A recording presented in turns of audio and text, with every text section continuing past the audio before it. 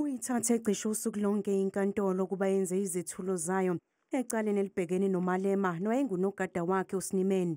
I received a video clipping to my official handset depicting an individual firing shots from a firearm and later handing the alleged firearm back to another individual during the 5th EFF celebrations held at Sizophuma Stadium.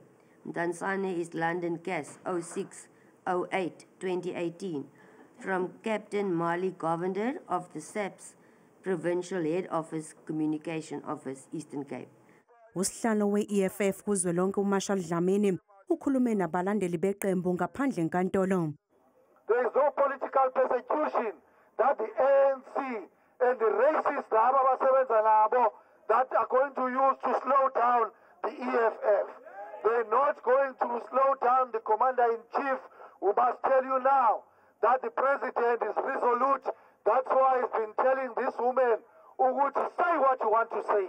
Because you don't have a case and you've wasted our time for the last 7 years. Isinqumo siphuma kusasa.